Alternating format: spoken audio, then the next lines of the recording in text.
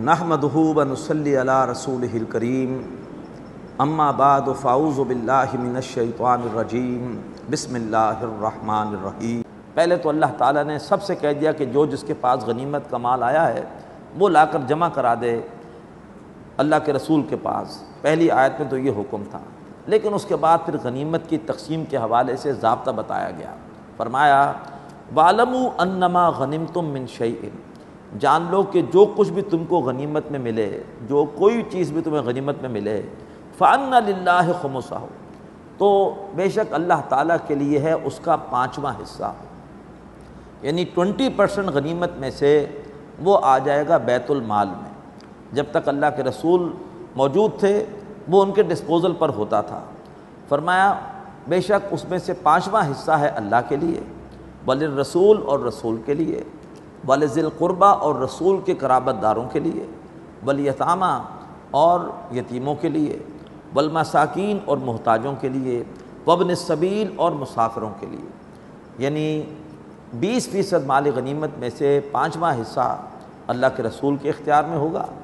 اللہ کے رسول نے نبوت کے ظہور کے بعد کوئی تجارت نہیں کی، کوئی کاروبار نہیں کیا۔ جب تک مکے میں رہے آپ کو اللہ تبارک و تعالیٰ نے حضرت ختیجہ کے ذریعے سے اتنا مال دے دیا کہ آپ کی اسی میں گزر اوقات ہوتی رہی، اور مدینہ آنے کے بعد پھر اللہ تبارک و تعالیٰ نے مال غنیمت میں سے 20% آپ کے اختیار میں دے دیا، جس سے کہ آپ اپنی بھی ضروریات پوری کرتے تھے، اور جو بھی معاشرے میں یتیم تھے، محتاج تھے، مسافر تھے، آپ ان کی بھی مدد کرتے تھے۔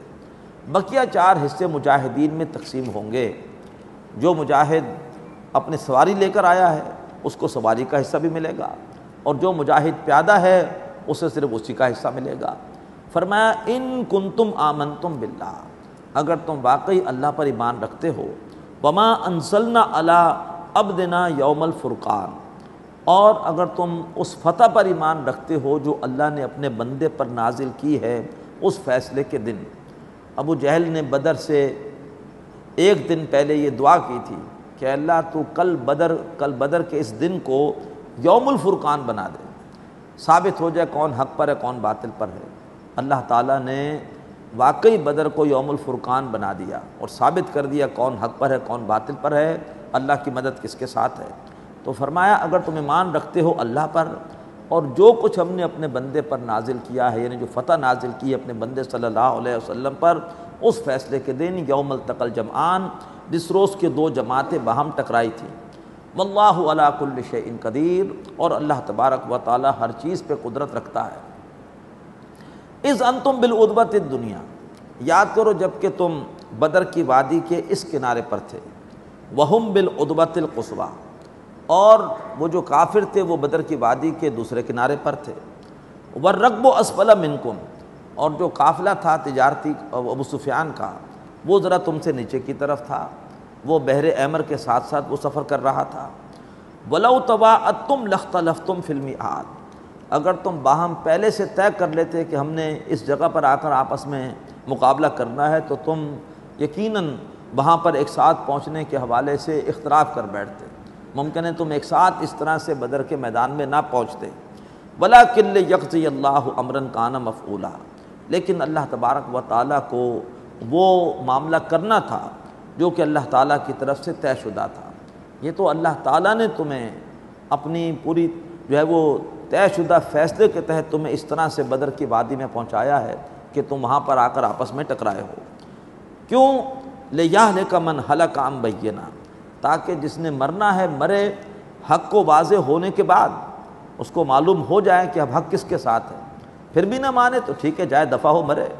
وَيَحْيَىٰ مَنْ حَيَّ عَنْ بَيِّنَةٍ، اور جس نے جینا ہے وہ جیے حق کو واضح ہونے کے بعد، اس کو معلوم ہو کہ حق کس کے ساتھ ہے، اللہ کی مدد کس کے ساتھ ہے۔ وَإِنَّ اللَّهَ لَسَمِيعٌ عَلِيمٌ، اور بے شک اللہ تبارک و تعالی یقیناً سننے والا اور جاننے والا ہے۔